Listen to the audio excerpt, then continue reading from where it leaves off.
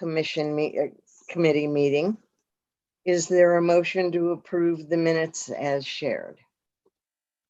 So moved. Is there a second? Roy, can you second? You're muted. I second. Thank you. Thank you. It's been moved and seconded that we approve the March 26th committee meeting minutes. All in favor indicate by saying aye. Aye. Aye. Aye. Thank you very much. Our first item on the agenda is the addition of some new participating lenders of the single family mortgage program. Jennifer, are you going to be handling this or Corinne? Good morning. Paulette will present the lender packet Fine. this morning. Welcome. Okay, good morning, everyone. This is Paulette Dudley with Single Family. Good morning. Good morning. If we can move. It's the first item, Nico. Yes. Okay, so we're coming to you today to request 3 new participating lenders for our single family mortgage program. That's Ameris Bank Mortgage, First Heritage Mortgage, and Severn Savings Bank as participating lenders. From time to time, we do request new lenders to participate as they come in and request for participation in our program. It's moving fast. It is an ongoing process, so we have continuous participation in the program. We open it up at all times, and as we go forward, that is, how it happens. The lenders apply for participation and is submitted to the commission for approval. This, of course, increases our exposure to the single family program to the public as well. And all participating lenders are advised that it is continuous lendings and they're required to do mortgage loan production. Currently, we have 17 lenders that are active participants in the program. They are activated through lender training, verification of US Bank, etc. Can you move it up, please? The criteria for participation is that the lender is not a mortgage broker and they can close in their own name. The lender is approved to do business with Freddie Mac, Fannie Mae, and also FHA originating lenders. The lender is also required to be approved by US Bank, who is our master servicer for all of our loans. We're asking for lender approval for these 3 participating lenders. Ameris Bank was founded in 1971. They merged with Fidelity Bank, who was a participating lender with us. So they merged about a year or so ago, and everything came to fruition as far as them acquiring the business. So Fidelity Bank was one of our participating lenders. Ameris also has as a bank, they have to maintain a Community Reinvestment Act rating, which is a CRA, and they are rated satisfactory in that rating that is done every year. They are also participants in the CDA Maryland Mortgage Program with a silver lender level. And those levels are indicated by the number of loans originated by those particular lenders. Ameris has a silver rating at 15 to 29 loans for the year. Moving on. First Heritage Mortgage, founded in 1996. Their headquarters out of Fairfax, Virginia, but they have local offices where loans will be taken. Well, of course, everything is virtual now, but they do have offices in Montgomery County and any of the other counties as well. They are also a silver level lender with the CDA program. They are requesting it as well. Severn Savings Bank of course, established a long time ago, federally chartered. They moved their headquarters to Annapolis in 1980, and they have been dipping into getting participation in a lot of the housing finance agencies. Moving up, please. They have several programs that they're hoping to stack our program along with their programs in order to give more visibility and also exposure to the Maryland Mortgage Program. They participate again with CDA and some of the other ones. They are bronze level lenders, which means they've done less than 10 origination loans. They also have approval for various other counties in Maryland as well. All of these lenders, move up, please. Thank you. Again, all of these lenders participate with US Bank and they meet all of the criteria. We're requesting that the DEFIN committee approve the recommendation to the commission for these participating lenders. Paulette, does Severn have a local branch? Montgomery County branch? Can you move it back up, please? Whoever's doing this stuff here. Okay, so, oops. I didn't see. Yeah, and I don't have that in there, but they do have Maryland counties, and I'd have to check that because I don't have my own information in front of me. Okay. But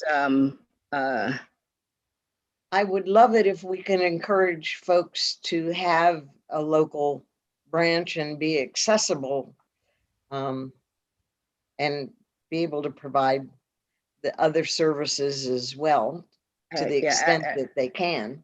Absolutely, and I generally will, that is something that we do require, that they have at least one branch or a branch in Montgomery County or something that folks can get to. So, I'll check that, but I'm sure that they do have something in Montgomery County or within hollering distance of people getting to them. Are there other questions any of my colleagues have? Move approval. It's been moved. Is there a second? I second that. It's been moved and seconded. All in favor indicate by saying aye. Aye. Aye. Thank you. Thank you. We'll move to our next item now, which is approval of a structure, cost of issuance budget, and adoption of series resolutions for the issuance of single-family mortgage revenue bonds. Karine, who is going to be presenting this? Is it Jennifer? Yes. Good morning, yes. Commissioners. For the record, I'm Kaylene Brown, Deputy Executive Director, and Jennifer Arrington will just lead the discussion on this, and we'll take your questions along the way. So Jennifer, with that, please go ahead. Yes. Good morning, Commissioners. My name is Jennifer Arrington, Acting Director for Mortgage Finance, and you have before you a request to approve the structure, cost of issuance budget, and adoption of a series resolution to issue up to $50 million in single-family mortgage revenue bonds for the purpose of refunding various bonds within the program's indentures, which will ultimately lower borrowing costs in the program and create lendable proceeds to provide low mortgage rate mortgage loans for first-time home buyers. Our last single-family bond issuance closed in August 2019 and made available about $30 million of new debt for the program. We currently only have $10 million remaining. We can move to page 15. The proposed 2021 single-family financing assumes an estimated 41 million issuance that includes a replacement refunding of 16 series of program bonds for approximately 25 million and an economic refunding of 4 series of bonds within the 2009 indenture for approximately 16 million. The new issuance will include currently 2 or more series of bonds. And just to define for the group, A replacement refunding recycles and extends the life of volume cap that it allocates to each bond issuance. And an economic refunding essentially refinances outstanding bond debt at a lower bond yield, thus lowering costs of the program. Currently, Series A will include a fixed rate non-AMT serial term and premium replacement and economic refunding bonds of approximately $32.4 million. Series B will include variable rate AMT serial and term replacement and economic refundings of only approximately $8.6 million. If the structure allows, any taxable bonds would be introduced in a third series or Series C. As a result of the replacement refunding, approximately $25 million will be made available to make low interest rate loans and provide funds for down payment and closing cost assistance for first-time home buyers. No volume cap is required for this bond issuance. And the economic refunding that we are proposing will create an estimated $900,000 net present value savings over the life of the bonds. With the inclusion of variable rate bonds of approximately $8.6 million, but no more than $20 million, liquidity will be required and is recommended to be provided by PNC Bank for 30 basis points. A remarketing fee will be an additional estimated 8 basis points. We've also considered a swap to further lowering borrowing costs. While staff recommends leaving the variable series unhedged at the moment, it would be beneficial for the commission to consider an interest rate hedge agreement once pricing becomes more favorable. You can move to page 17. This page is showing the structure of a swap. The commission has seen this many times in the past. However, currently the benefit of entering into a swap into today's market is relatively low in comparison to previous years, and thus we do not recommend doing so at this time. To execute this transaction on page 19, a cost of issuance budget has been developed by Kane Mitter and Associates, our financial advisor. It is estimated that the cost of issuance is approximately $660,000 and will be funded from the revenue in the 1979 indenture. Lastly, on page 20, while 2 or more series of bonds are expected to be issued, HOC will prepare the Commission's Bond Council, will prepare a single series resolution to incorporate each series in one document, and that will be presented to the Commission for full approval. Upon the Commission's approval, we anticipate the retail and institutional bond sale on page 21 to take place June 8th and 9th, and with a closing anticipated on June 29th. Staff recommends the Development and Finance Committee join its recommendation to the Commission to approve the following actions. Approval of the structure and issuance of 2021 bonds under the 1979 resolution in an amount not to exceed $50 million, of which no more than $20 million may bear interest at a variable rate. We're also requesting approval of the cost of issuance budget of approximately $660,000 and requested authorization to execute an interest rate hedge subject to prevailing market conditions. We're also requesting adoption of 1 or more series resolutions to authorize issuance of the 2021 series bonds.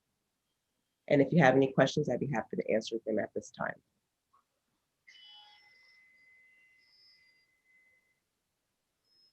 I have no questions. Jennifer, your interest, the part on the interest rate hedge is the swap you were talking about correctly? It's not necessary right now, but you still have the authority in the event that the market condition were to change that gave you a more favorable rate, you'd all have the authority to do it, correct? Correct. Okay.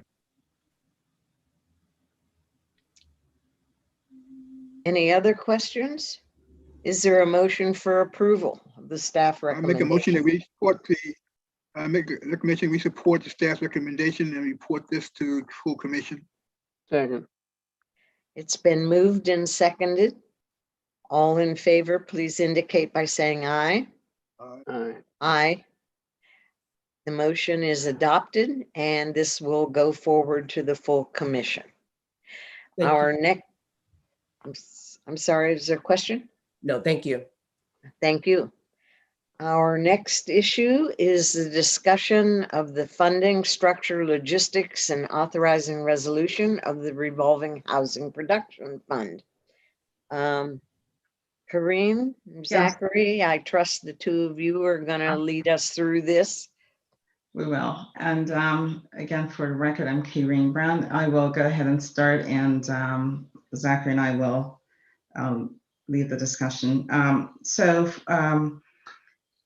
Since last year, staff and the executive director have been engaged in discussions with the council and members of various departments at the county to obtain approval of a funding source for new construction aimed at expanding the creation of affordable housing in the county. And on March 23rd, the County Council approved the Housing Production Fund and the funding of debt service for a bond issuance that will be completed by HOC. And here we are asking the Commission's approval of various items, approval of a master resolution which establishes the Housing Production Fund, and for approval for HOC to enter into a funding agreement with the county. And the funding agreement is the essence of the bond issuance. It is the security for the bonds on which bondholders will rely. And we're also asking for approval of program parameters and authorizing resolution to issue the bonds. I'd like to turn it over to Zach to walk through the first several slides of this presentation. And then I'll take over on the second half with respect to the details of the bond issuance. So with that, Zach, will you jump right in here? Yeah, thank you. For the record, Zachary Marks. So I'll take you through some of the conceptual background for the fund itself. Zach, yes. excuse me, can you speak a little louder, please? Yes, is that better? Much better, thank you. Okay, great. Sorry, my microphone was away. Yeah, so this is so I'll sort of walk everybody through the kind of conceptual background to the fund. A lot of this is the material that we used at council. And so the general idea here is that that existing funding from the HIF can be leveraged with a bond issue. And so essentially the council has sort of ring fenced about 3.4 million that for the purpose of paying the principal and interest on the bond issuance. And in doing so, we can create through HOC bond issuance a dedicated fund that is tailored for HOC's primary model of delivering new housing, which is this mixed income model. And so it's not unlike the HIF, which is an incredibly versatile fund and is used for all kinds of different mission outcomes. And so it has to sort of it has to some extent be one size that fits all. This is a fund that was created to fit HOC's strengths, HOC's model, and HOC's mission. So the idea here is to produce so this is for new construction, new mixed income communities. This bond issuance will be a 20-year bond, much like HOC's other revolving funds. Once those bonds are paid off over the 20 years, it actually continues to revolve. So the fund then becomes permanent and the cost of the bonds goes away. And the general idea here is that this fund is a stand-in for construction period equity, which can be expensive and usually is expensive because for these mixed income deals where we're either not using tax credits or it's not sufficient because of the large the majority market rate component, that generally speaking, we have to either access our own sources or go to the private capital markets. And, we can do that, but as with any capital markets, those things can change. And so having a dedicated fund first and foremost can give the commission confidence that there's actually a known source for this. It's also a lower cost, which helps us to achieve these affordable outcomes. And so the idea is that it also plays to HOC's strengths, which is really what's in our wheelhouse is permanent financing things that are stabilized.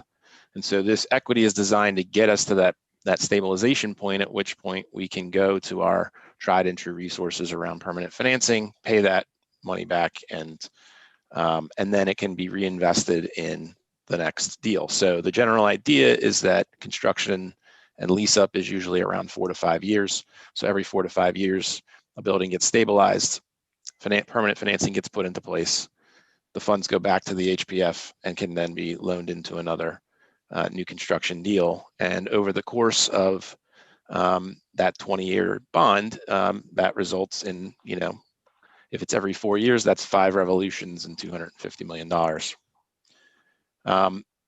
And again, that's committed capital. So we know the cost of it. We know its availability. That's very helpful given the size of the pre-development investment the commission has to make to do these projects. It's nice to know that there is that fund sitting there at the end. And in terms of the length of the development process in Montgomery County, you can also often start a project in one environment and wind up in a completely different environment by the time you're ready to start construction. And as I mentioned, this is actually pretty similar to some of the other revolving funds that the county and HOC have worked on to set up in the past.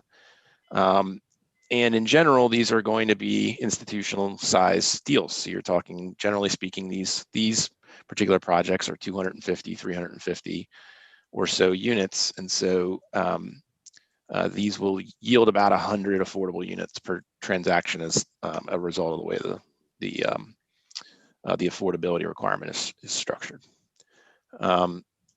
So one of the other benefits is that the HPF is using the up to 3.4 million annually of HIF, but in fact, this money can often make it such that projects don't need to actually access the HIF for any additional money.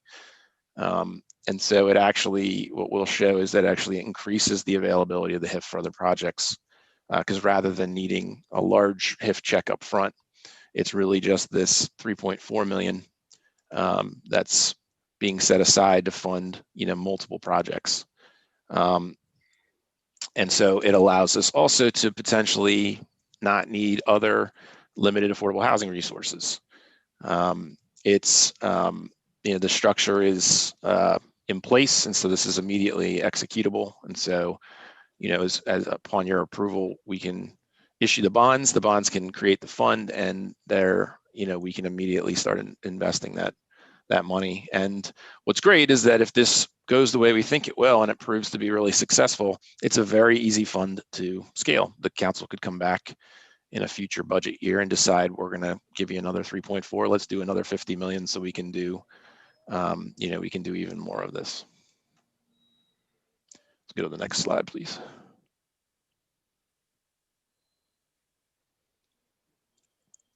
So really quickly popping through these are just some background on, again, what we're trying to accomplish here. So we wanted to meet the council on one of its core goals, which is this Council of Governments goal of needing to deliver about 4,000 starts a year in order to meet this goal. So this is all about production.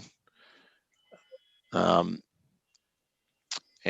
HOC is capable of being an important part of that increased production.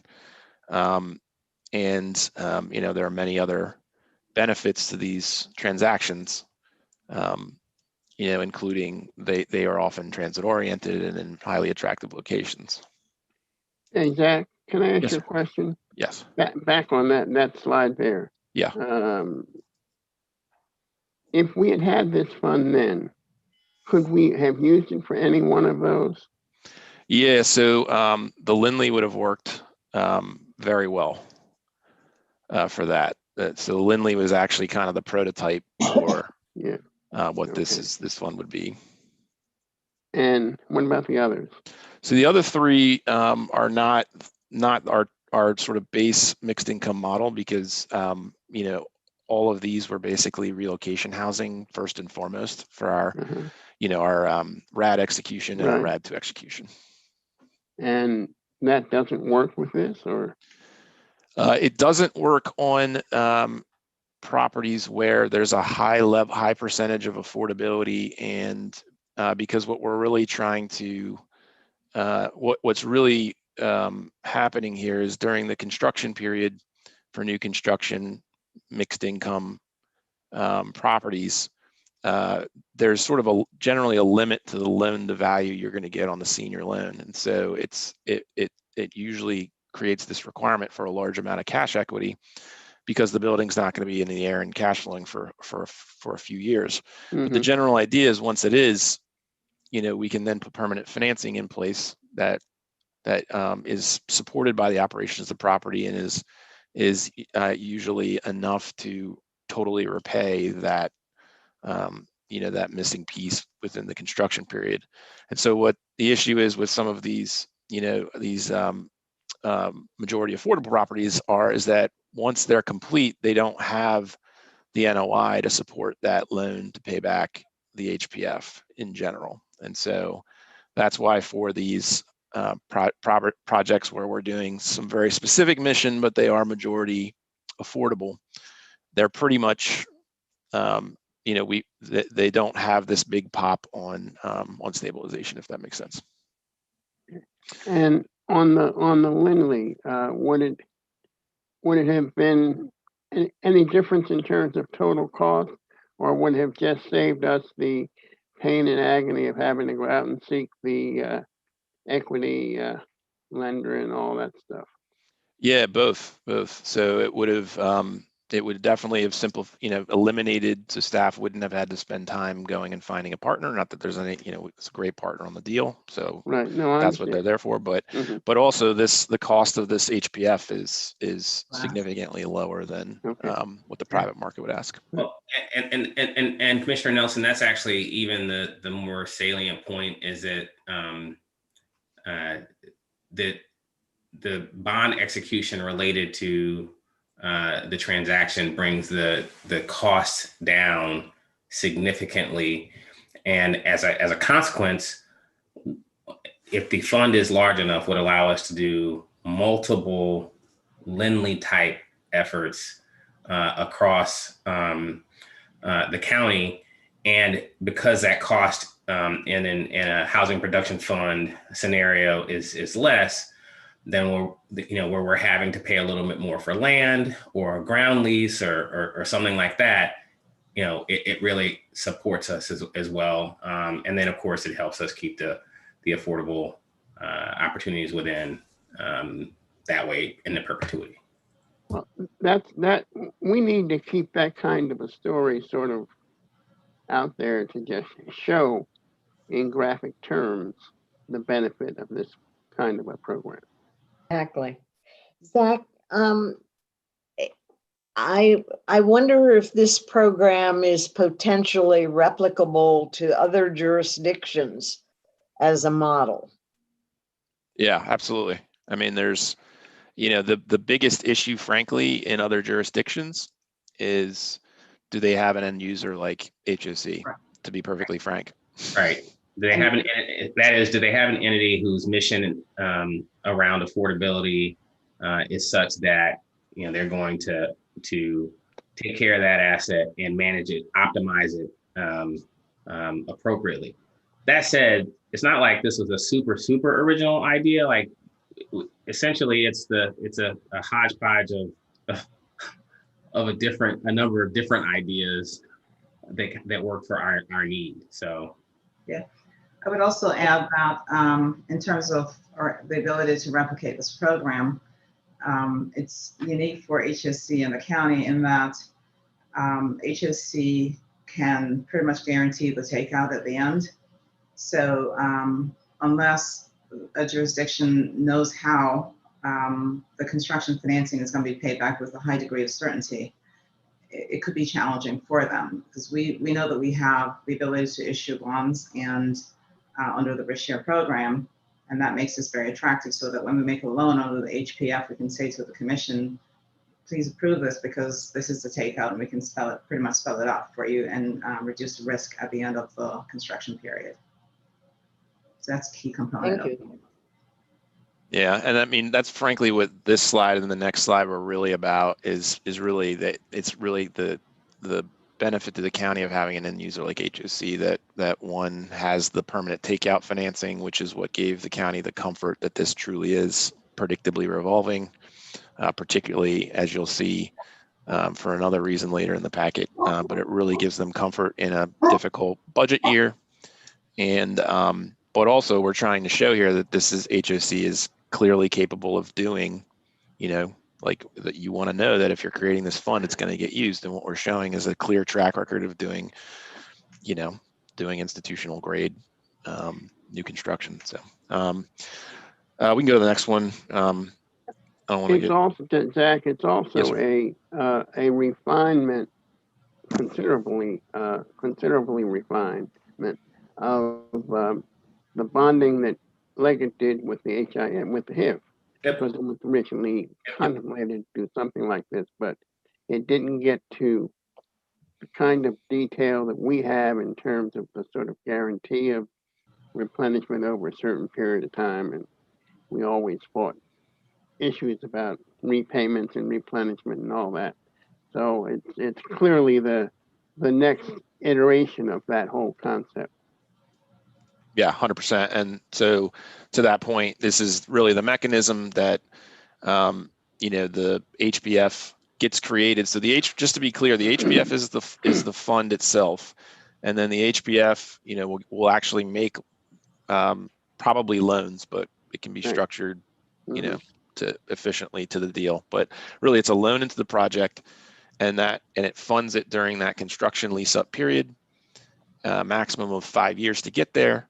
At which point the project is stabilized, and we do that very familiar thing where we have the permanent risk share, usually risk share, probably risk share, there to take it out, and it then flows back to the HPF, and we repeat this process. And so we pop to the next slide. And so the key here is that is sort of two major highlights. So one, the we sort of settle on this 5% rate for this money, and so after those loans are made to the projects are actually paying the HPF about 5% annually, and that money is actually capitalized in the budget for the total development cost, because the building's never gonna, for the most part, not gonna cash flow during that period. So that's actually another security to the fund, is the fact that the interest payments are, once the shovel goes in the ground, that's the point at which the HPF loan comes in, and the interest for the HPF loan is already sitting there, has been capitalized as part of the development deal. And so that's one of the other really key features of this that council really liked, is that these projects will actually pay once all 50 million's out. As you can see, it's about 2.5 million a year.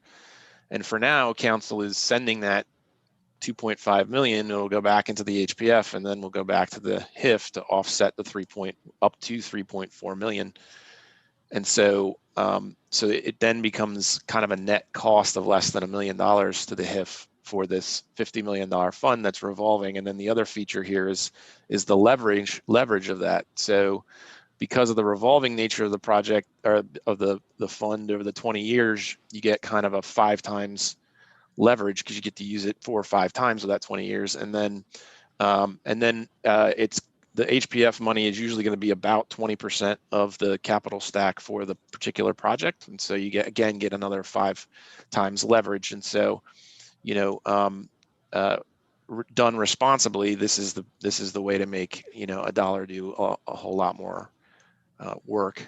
We can flip to the next slide. Do I gather from the conversation at the last Fed committee work session that there is, and maybe I'm overly optimistic, some growing interest on the part of the Fed committee to let this money go back into the HPF as opposed to the HIF? I think you're being overly optimistic. Well, only because of where we are in county budget life, I think. But I think your point, had we been, sort of 9 months ago, I think it was dead on, and I think they were thinking the same thing about reinvestment in the HPF. But look, it doesn't mean that if the county's fortunes turn differently, that we can't, either get them to modify this or the amount paid into the HPF to essentially seed an additional issuance. So, Okay. and I would say part of the goal has to be in reporting to them, obviously the financial covenants that we've got to meet, but beyond that, the production track record and milestones that we're hitting on development pipeline. And I think if we're able to do that consistent with what we described around rationale and mission, I think it's appropriate to be optimistic about production, because what's going to happen is we'll have a series of actionable metrics that we've achieved and be able to point directly toward that production. Compare that to every other dollar, and my guess is that we're going to be, standing ahead of said production, and we'll be able to vie for an additional 3, whatever it is to leverage it. And I think part of our rationale at the beginning was, it's perfectly reasonable to assume that HOC, as the county's preeminent affordable housing partner, would receive $3.84 million in support every year for affordable housing efforts. That's what this is. Mm-hmm. So, and then what we're able to do with that tells the story. I think that's reasonable.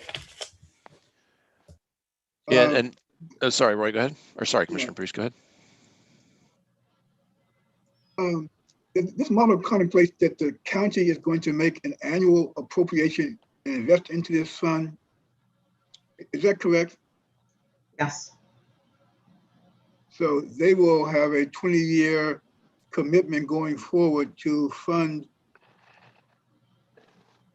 approximately $3.2 million annually out of the appropriated budget to support the fund continuing, correct? Yes, over 20 years. Yeah. How are we assured that will happen? Because their appropriation. Well, that's true, except that, county, just like us, would be subject to the moral obligation around this. They've made the commitment to seed it. This is money that is already allocated through the budget process to the Housing Investment Fund.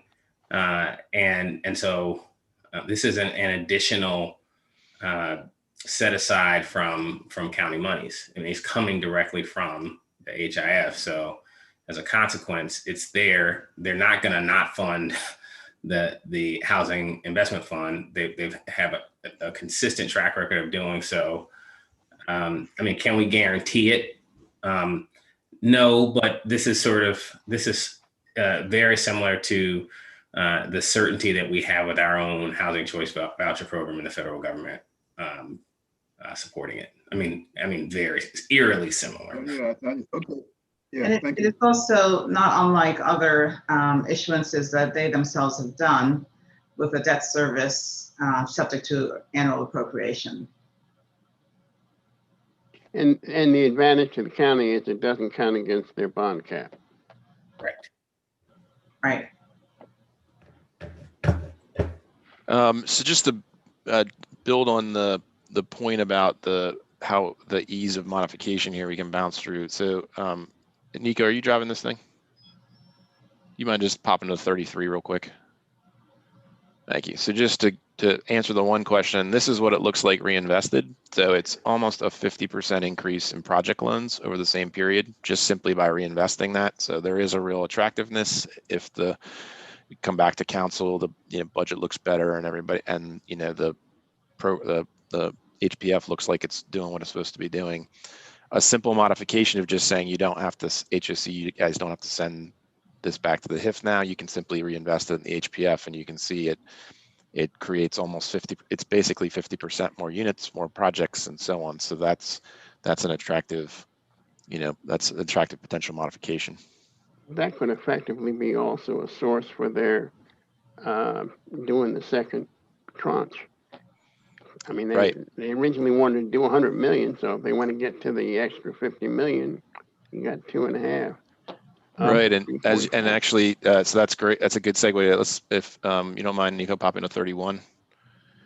So the 3.4 and 2.5 are really the base cases, but using the current interest rate, it's actually a little less than 3.4. So it's settled, it's about $175,000 less a year.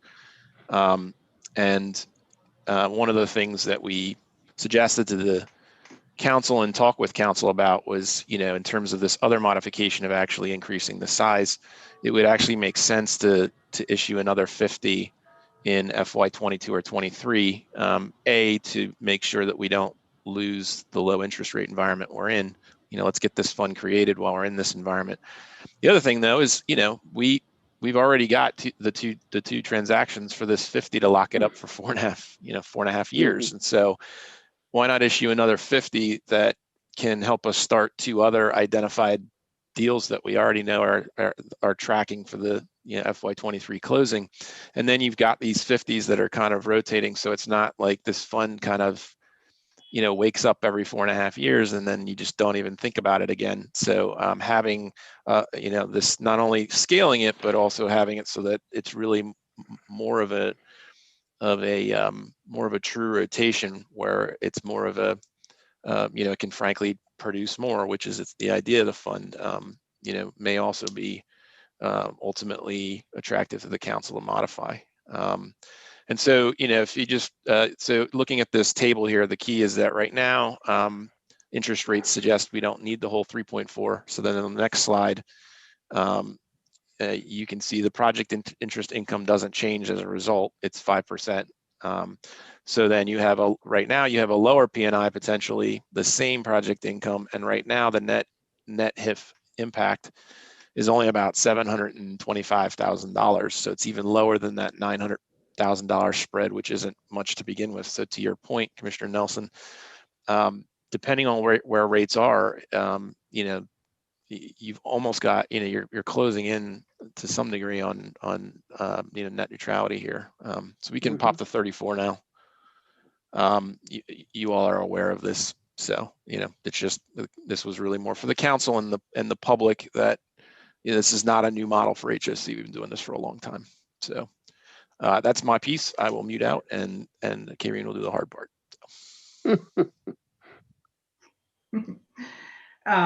So the next several slides will sort of cover some particulars of the program and highlights of the bond issuance, because again, we're asking the commission to authorize the issuance of the bond. We will be requesting that approval on May 5th to keep with the schedule. So here we've outlined a few details, and if you've read through them and have questions, please put forth your questions. But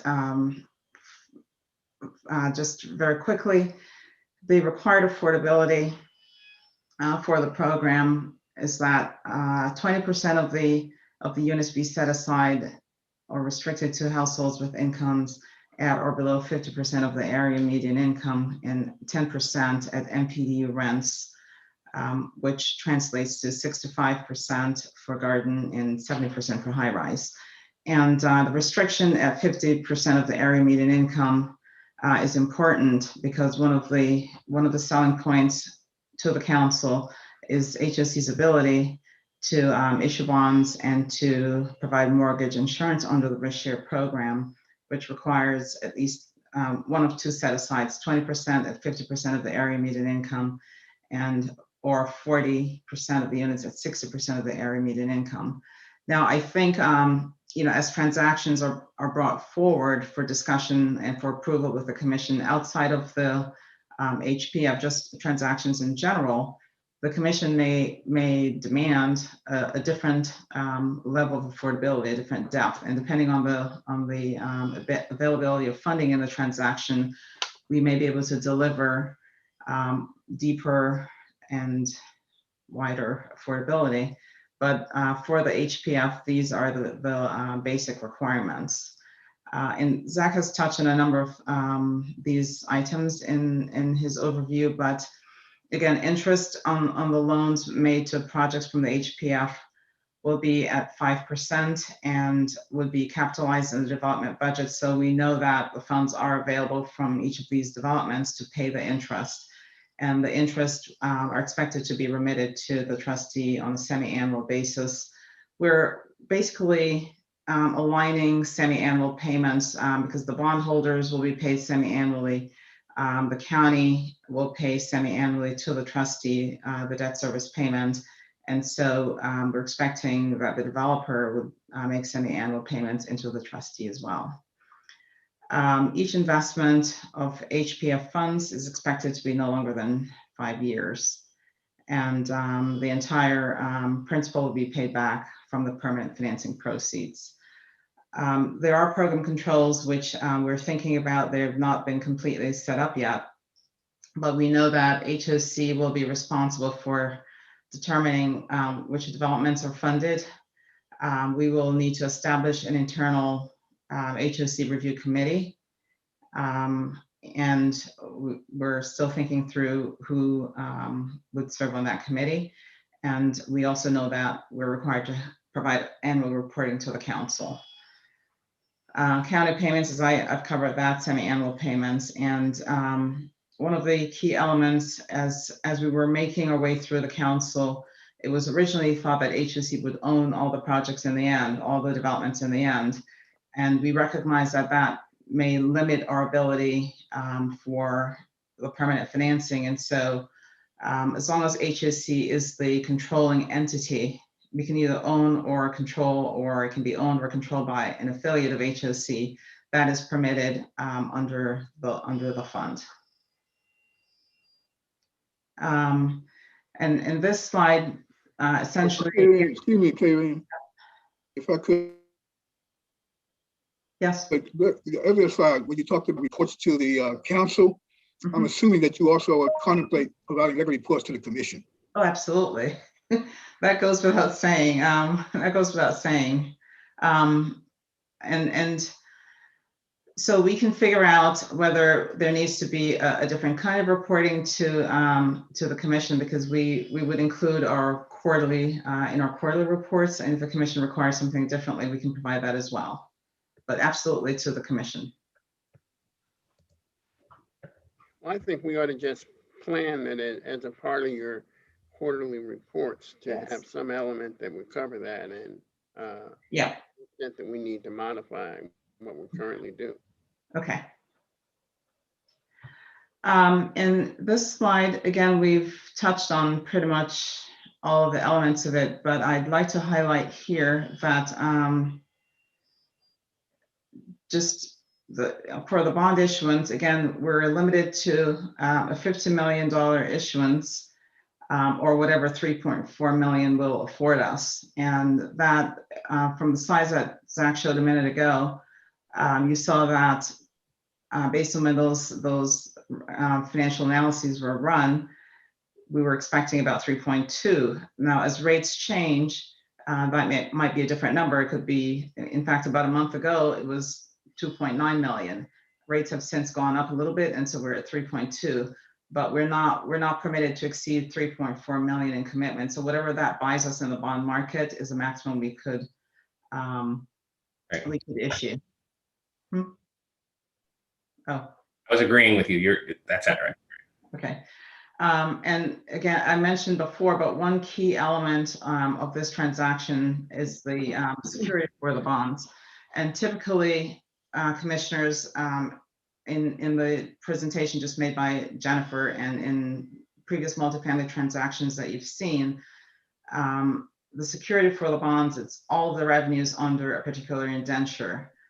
Here, we don't have that history. And so the security for the bonds, and by that I mean, what will the bondholders look to for payment? And it is that agreement, that funding agreement between Montgomery County and HOC, which says that, you know, all things being equal and we meet all the requirements, they will appropriate these funds on an annual basis to make the debt service payments. The bond market understands that, and the county understands that. As I said a minute ago, they've issued bonds to fund their activities subject to annual appropriation, and it's worked just fine. And the county also understands that, you know, while it's not a commitment or a general obligation pledge of Montgomery County, it understands that, you know, they're making this commitment or agreement to provide the funding for the debt service on an annual basis. It is not an obligation of HOC. It is not an obligation of the county. And again, annual appropriations needed. It's a 20-year facility, and after 20 years it revolves. Now, one of the things that have not been worked out yet is what happens, you know, after 20 years. Zach described the payment of debt service back to the county, back to the HIF. After 20 years, the bonds would have been paid off, and with the revolving funds that we have with the county, after the bonds were paid off, they stopped charging interest on the loans or on the draws on the existing revolving funds. And so we're thinking that, you know, that could be one of the points we continue discussion and negotiations with them. And so that is to be determined later on. The governing document. Is there any way or reason that couldn't or shouldn't be determined up front? Well, truthfully, we were uber focused on getting it approved, and you know, 20 years was a long time, and you know, I personally didn't think through, you know, what happens at the end of the 20 years.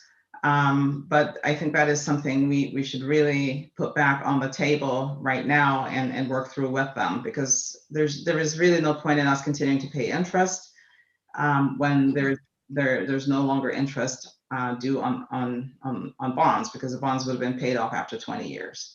So we'll tackle that. What form would that agreement take, and when do we? I mean, I'm just trying to think of timing.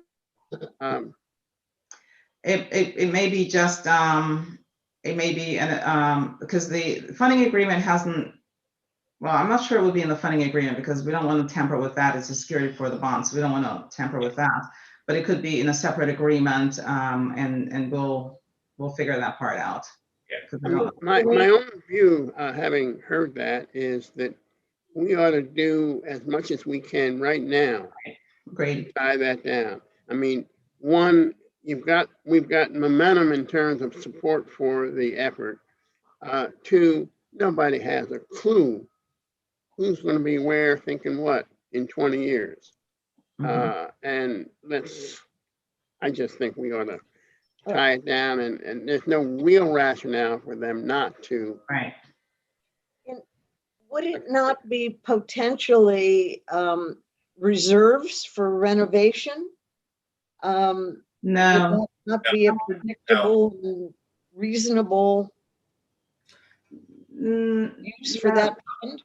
Not for the projects directly, because the projects would be separate. They would have funded their own reserves and would have been on the way to their own operations and, you know, whatever else. So this is really separate from that. And I suppose the thing to determine here, if they were inclined to waive that interest at the end, would be what happens with the proceeds. You know, do we deepen, widen public purpose? And I suppose, Stacey, this could be part of that conversation about deepening public purpose. I think that it could be about deepening public purpose, but it's a fund. Commissioner Simon, to your point, so this is a fund payment, therefore it would be a fund issue. So to have the fund in the business of managing reserves for each one of these singular properties isn't appropriate, and they would have already been set up individually with the appropriate Reserves. resources stream for reserves. So, I mean, it just, That might be again, a it way seems, to stabilize the long-term renovation for other difficult financial times when the properties need a major renovation and aren't, so anything that we would be paying could be paid into a set aside. well, but the fund itself may have issues, and so if we're going to do it, it should accrue to the fund. But Right. what we never want to do is create this sort of implicit subsidy that then lets the property and Right. our responsibility as operators lets us off the hook. And then if it's a significant rehabilitation or renovation, then the actual property has to support. I mean, part of our mixed income model is it's endemic in those points, and we would lose all the discipline there if we started to tinker around with it with this other subsidy from the fund itself. But I understand your point. And so what I'd say is the way we deal with it internally, and we'll come back to you to figure out what the most appropriate ideas, but perhaps there's a way to seed, if we're going to force ourselves to continue paying interest, there's a way to seed the fund and do something else. But Commissioner Nelson, I'm sorry, I didn't mean to cut you off. no, I'm just thinking that to me, and I guess I just, in my mind, had oversimplified it. I just thought at the end of 20 years, we were going to have a pot of development money that was available to us. And I think That's my point. That was the last part of what I was trying to say. I'm also saying that I think to the extent that we can do it now, we ought to make sure that we have such a pot. I think on Jackie's point, we could ensure then that it would be development and or redevelopment or something that could include maybe renovation of major projects, but that it would also be subject to HOC determination, not any outside influence. In other words, the county wouldn't have anything to do with that 50 million in 20 years. So to be clear, we do have a 20 million available to us at the end of the 50 million available to us at the end of 20 years. That doesn't go away. Who controls it? HOC. HOC does. I think your broader point, though, Commissioner Nelson, is whatever is owed and to whom it's owed, we have to decide right now. And I mean, and there are going to be some other sort of operational things like that we probably need to figure out. I'm sorry, Karen. No, I just want to be, so maybe my statement was misunderstood. And if it was, I apologize for that. The only point I was trying to make was at the end of 20 years, right, no more interest would be due on bonds. The proceeds of 50 million would still be available to us and would be revolving forever and ever and ever. It doesn't go away.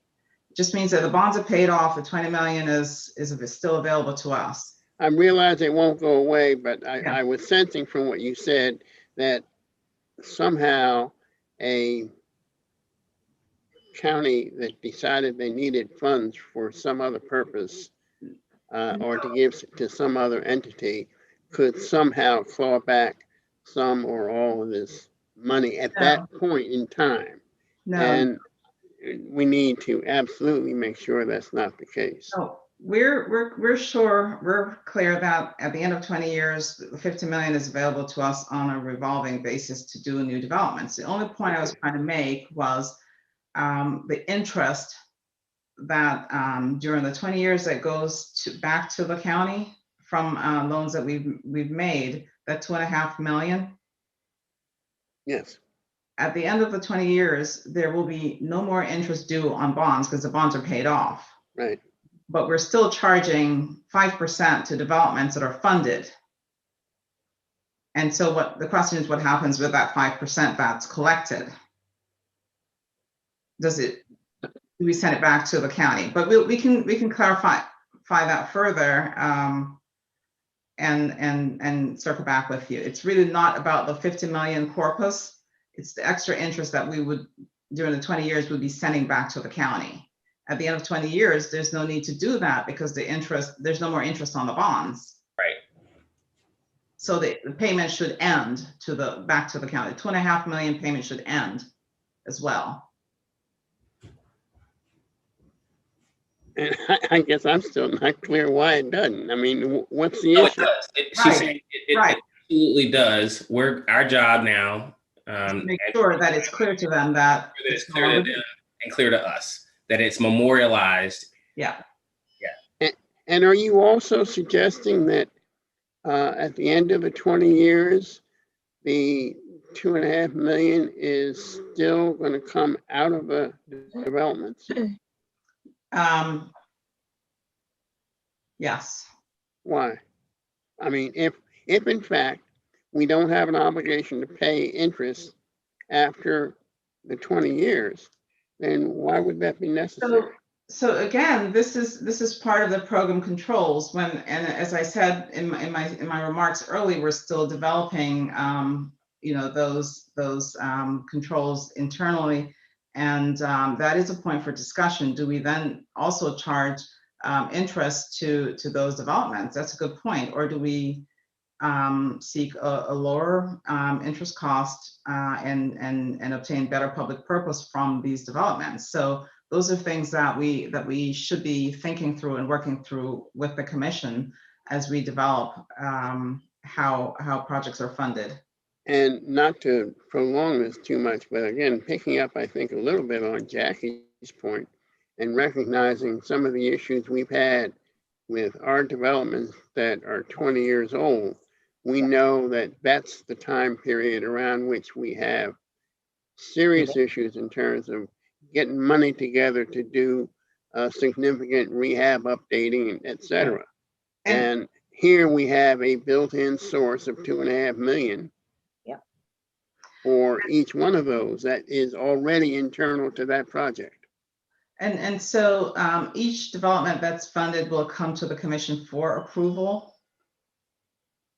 Each development that's funded will come to the commission for approval, as would any other development. And these points that you're making are noted. And whatever internal control document we create in the end, we'll consider all these points so that folks who come behind us will have some working document, some template to from which to make decisions and so on. Well, my hope would be that there might be some resources for those who come behind us as well, just knowing how difficult and how unpredictable the economy is. And I just worry about 20 years and then a concern that the numbers just don't work to do what's necessary to do. And I understand the responsibility for the interim and our obligations and our successors' obligations to maintain the properties. But if there is a way to work in some resources where our successors are assured that there are some funds that are available to deal with really serious emergencies, and the flexibility this gives us in making decisions quickly to take advantage of opportunities and so forth in the construction pipeline. If it's possible to provide some look into the future as well, I think it's something we ought to seriously consider. So appreciate the consideration. Okay. If we could jump to the next slide. So the bond issuance structure is pretty straightforward. We're expecting one series of bonds. We'll have some serials with varying maturities, and then we'll have a term bond. And again, these are all estimates based on where we are at this point. As conditions change in the market, we'll need to make adjustments along the way. Next slide, please. For the benefit of the committee, I've provided basically just the headlines for the governing documents. Again, the main document will be the funding agreement, and then the master resolution, which establishes the indenture. Sears resolution is specific to the 50 million of bonds that are being issued under this indenture. And the master resolution will allow for subsequent series of bonds to be issued should additional funding be provided. And there's a second phase of this housing production fund. And then the authorizing resolution, which is the commission's resolution permitting the issuance of the bonds and a number of other approvals. And so this is intended to give you a flavor for the components of these agreements. Next slide, please. We've provided you with an estimate of the cost of issuance budget. This could change once the thing that's not explicitly captured here, although some of these numbers are a little bit higher, what's not explicitly captured here is any cost related to the county's bond counsel and their financial advisor, and we'll include that once it's known. We're not expecting them to play a major role in the transaction. However, they will be reviewing some of the documents on behalf of the county to ensure that the agreement is consistent with their understanding. The financing team is typical except for two things. At the bottom of your screen, you'll see that there's, as I just mentioned, the Montgomery County financial advisor and bond counsel and their staff involved as well. And the second green bullet or bar shows PNC. We're proposing PNC as a senior manager for this transaction with Wells Fargo as the co-senior manager.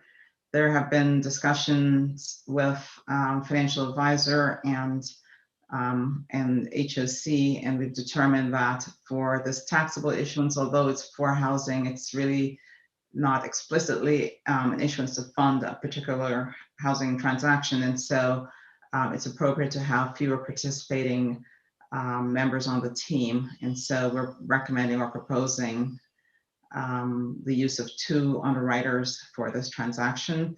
And the designation will be similar to the West Side Shady Grove, where we had, this was flipped 75% to PNC of the bonds to PNC and 25 to Wells Fargo.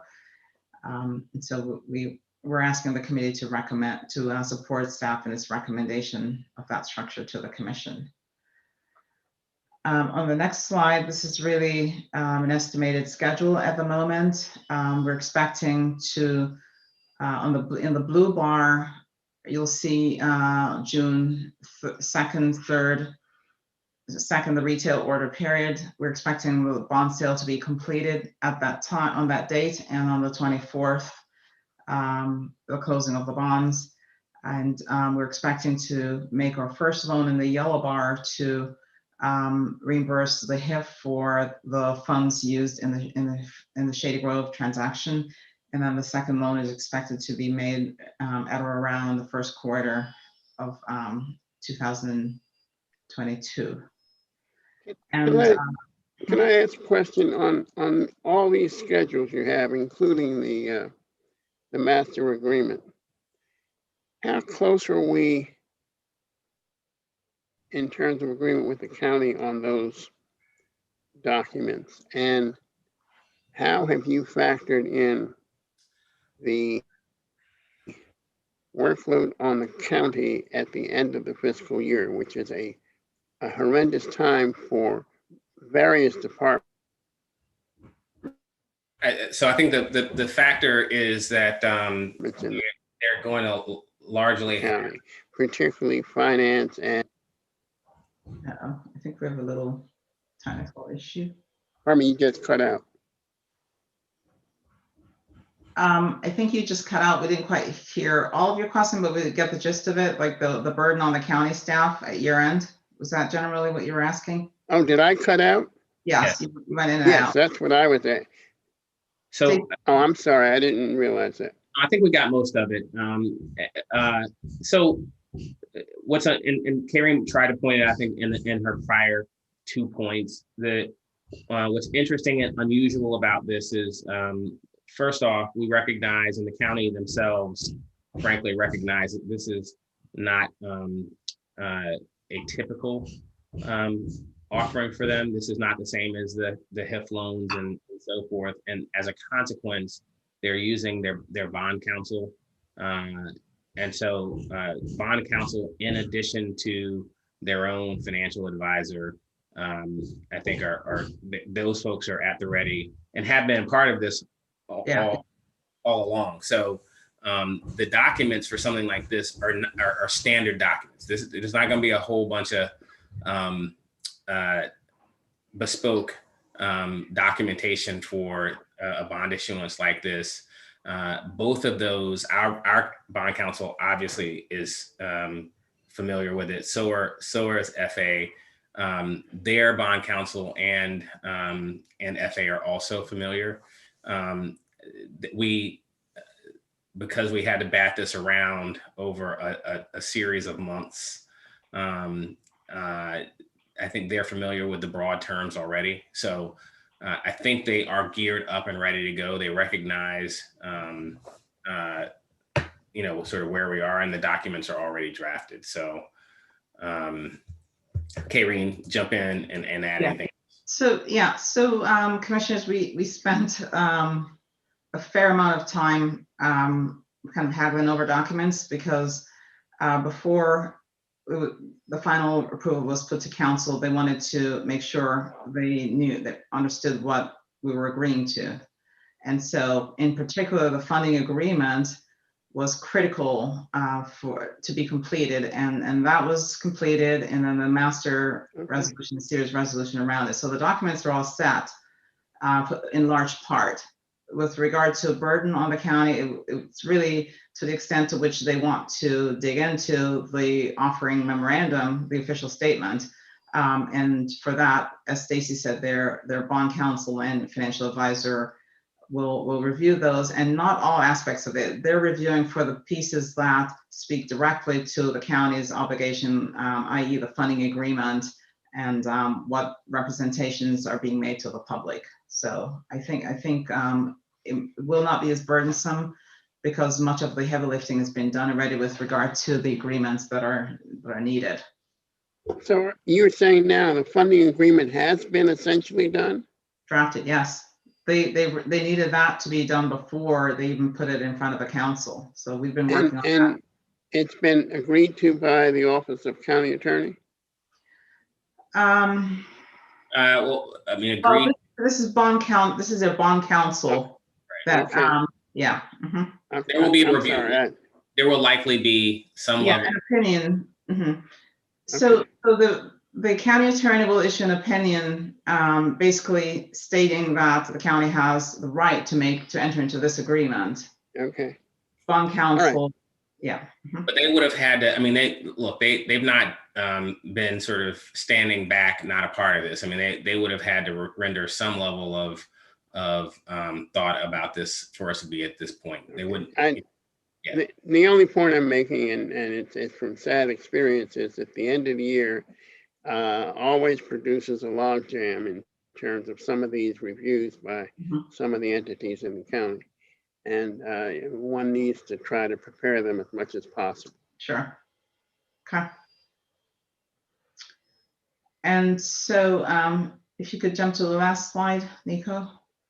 So again, we're asking for the committee to support staff's recommendation to the commission for approval of the master resolution, providing for the creation of the revolving housing production fund, approval to enter into the funding agreement, approval of the program parameters, structure, cost of issuance budget, and adoption of a series resolution for the issuance of the limited obligation bonds.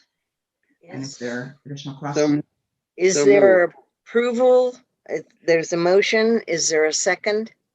I'm not sure Roy is still on.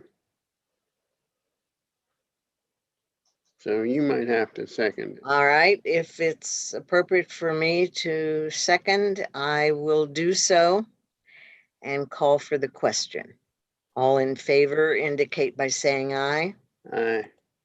And Mr. Nelson, I am having some connection problems here, so would you, if I disappear, I'll ask you to continue, Okay. assuming Roy comes back. Okay. Thank you. The next item we have to face is the missing middle development in Sandy Spring. And for this one, Jay Shepherd, and we'll lead the discussion and we'll pitch in with questions to answer your questions. Jay, if you're on, please begin.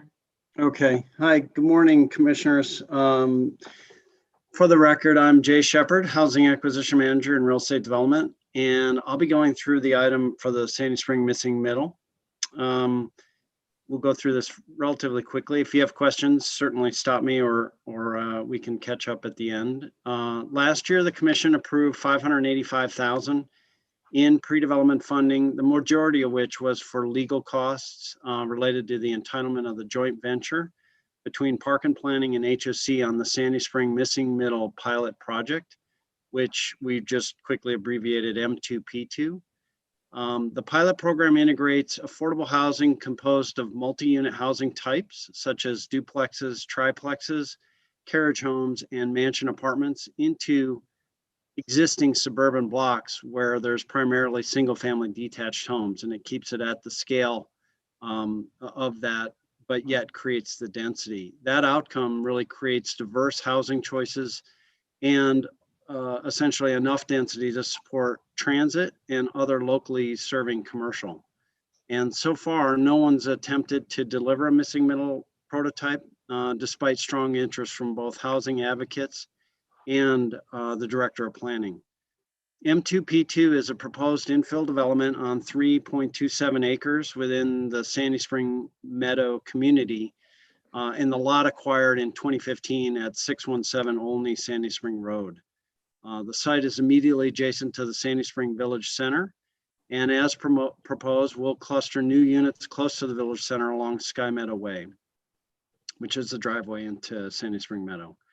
The most intensive unit types and densities are closest to the Village Center, which then transition to lower density building types as one travels north along Sky Meadow Way and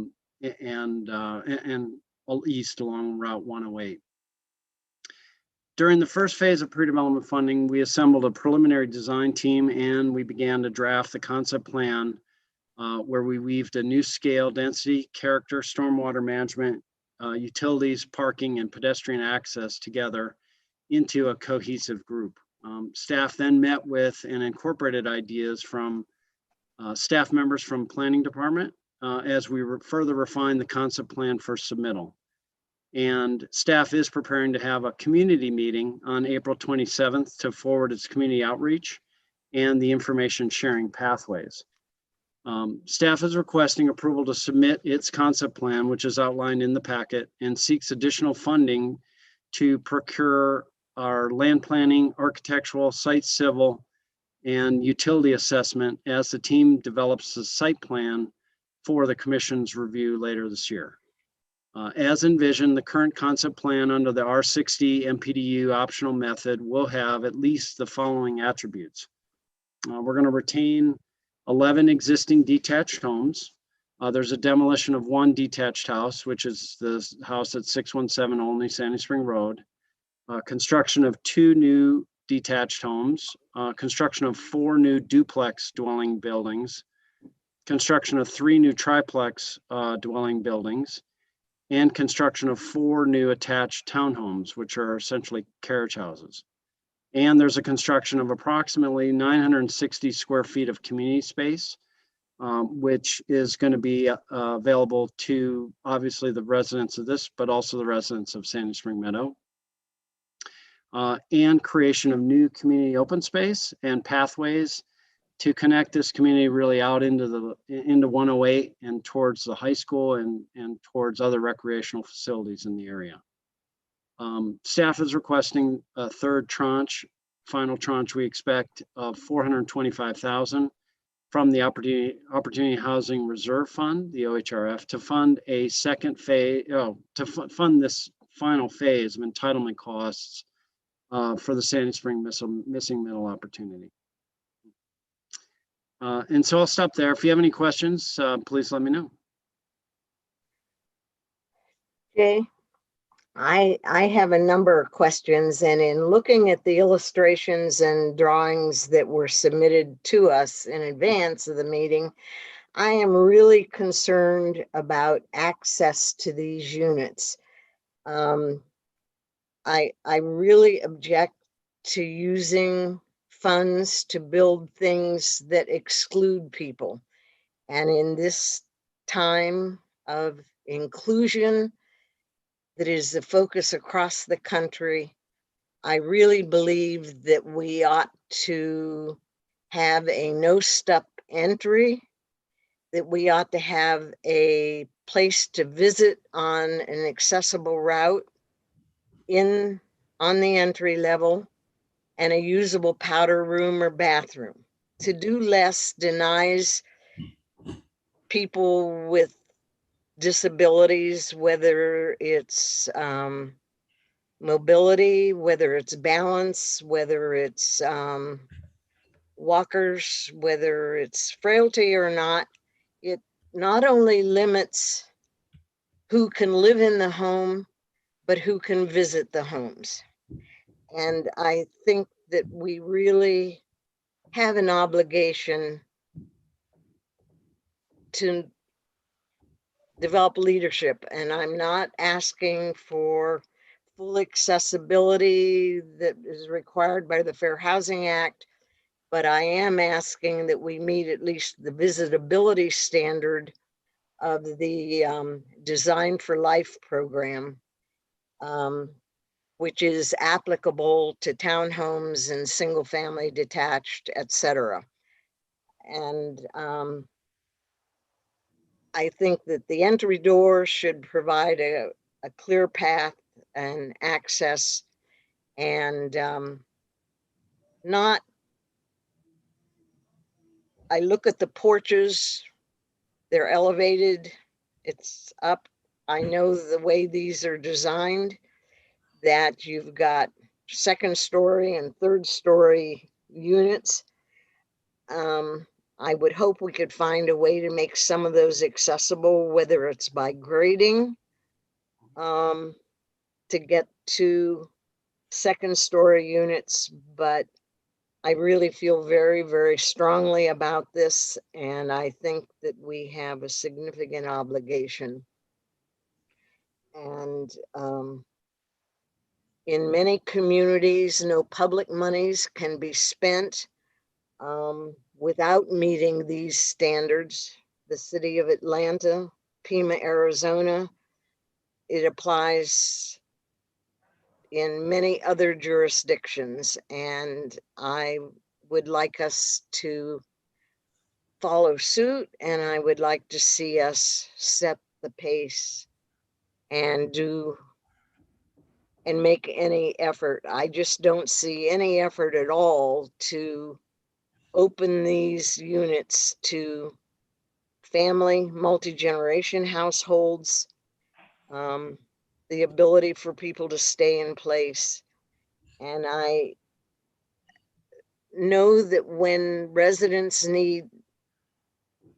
have a need for access, we have an added burden and cost in relocating those families, difficulty finding places for them, and then redoing and refreshing the unit they occupy in order to make the unit available to a successor family. AARP shows that virtually every home in its lifespan will have at least one household that has a severe person with a severe disability in the household, in the unit's life. And I don't know what our turnover rate is. I think that would be useful data to gather. And I'm very enthusiastic about generating additional affordable housing in Sandy Spring, but I just can't get on board absent making a genuine effort to foster inclusion. And so hopefully the staff will give us some attention to this and work with the planning board very closely in doing this in the name of inclusion and equal opportunity. It's a fair housing issue. Nothing more, nothing less. So I Okay. appreciate your making any effort, and the concern for curbless showers as well is another concern that I have in these homes. Commissioner, if I might, so we'll take we will, I mean, these are drawings, I mean, that, but so we're not quite there. And fortunately, we've got a little bit of time. Allow us the opportunity to work on it. Jay, what's our schedule obligation here? Just so that I know and can make some adjustments. Yeah, so the community meeting is scheduled for next week, and then after the commission hearing in May, we would submit the concept plan. Okay. So Commissioner, why don't I certainly all your points are great points. Why don't we'll spend some time in advance of the next commission meeting, well in advance. Obviously, we only got a little while here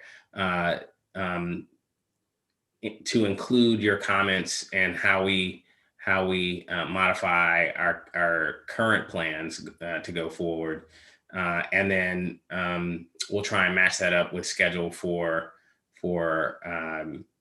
the actual architecture of the units themselves, because I think that's where your comments are going to be most salient. I don't know that they adversely impact where we are in terms of concept plan at this point, but we'll just work internally to incorporate your comments to make sure that they're codified, and that we in our design phase ensure that we're going to meet the standard. Certainly your point about accessibility for more than just the first floor is it rings true and smacks right at inclusion, and so we're appreciative of it, and we'll just we're going to work moving forward pretty quickly here to try and incorporate your comments into this set of slides, as well as what we might submit for a concept plan. Is that fair? She dropped off. Did she drop off? Okay. Commissioner Nelson, for the record, you did hear my commitment to meeting Commissioner Simon standard. You're on mute. Yes, Stacey, I also heard it. This is I Roy. did hear it, and Roy Priest is on. So she said she was having connection problems. Okay. So assuming that, recognizing your comments, I would entertain a motion for supporting the staff recommendation to move forward with those comments taken into consideration. I make that motion. Second, all in favor? Aye. Aye. Then it's approved. And Roy, while I've got you, while you were off, I think, we actually took action on the last item. Yeah, I was going to say, I wanted to record to show that I affirmatively support the advancing that project. I lost connection. I don't know what happened, Okay, but I support that, and we should proceed with that. I'm very happy to see us advance this far with the Housing Production Fund. I mean, I think it's very innovative, and I think that we're going to be able to learn also some additional ways to even advance beyond what we've done in this initial effort with the Housing Production Fund. so we will have the record adjusted to reflect your support of that motion to move forward with that project. Exactly. And I see Committee Chair Simon, I think it's back. While you were disconnected or having difficulties with connection, Jackie, we did in fact accept the recommendation. But Stacy, I don't know whether you heard all of it or not, committed to, in fact, I didn't. pardon me? I didn't hear it. I'm sorry. Okay. I am back, however, at the moment. He did commit to pursue all of that, and I think that rather than repeat it, if you unless you want to repeat it now, Stacy, you can do that, or you can call her privately to repeat those comments. The comments are recorded, so it's also accessible that way. Sure. Okay. All right. I guess Stacy's Like, not there. he's there. Oh. Well, No, I'm here. I just had a quick connection issue. Would you mind repeating it? I'm just saying that Jackie's back. She didn't hear your comments. I didn't know whether you wanted to repeat them or you wanted to call her separately. I can do it. I can do it very quickly. Essentially, Commissioner Simon, what I said was, first of all, we value the comments. Thank you very much. Any specific recommendations you have, we're happy to incorporate into the design phase of the actual units themselves. What we don't believe, and Jay and Zach, correct me if I'm wrong, that the things that you're looking for around accessibility are going to slow down or cause us an issue at this particular phase, and that they in fact are mostly design measures. We're going to incorporate the intent into slides as well as into our concept plan as we move into design. Correct. Okay. Jackie, you want to? Is there, I would move that we adjourn. I think that's the last item, is it not? Yes, it is. I move we adjourn the meeting. all right. Was there a motion passed during my Yes. absence? There was. Yes, there was. All right. It's been moved. I, not being present for that motion, obviously I have not cast a vote on it. There's a motion to adjourn the meeting. I second the motion. Second. The motion has been moved and seconded. All in favor indicate by saying aye. Aye. Aye. Thank you all. Okay. Thank you, commissioners and staff. Thank you. Is there any other comments before we sign off? Hearing none, we are adjourned.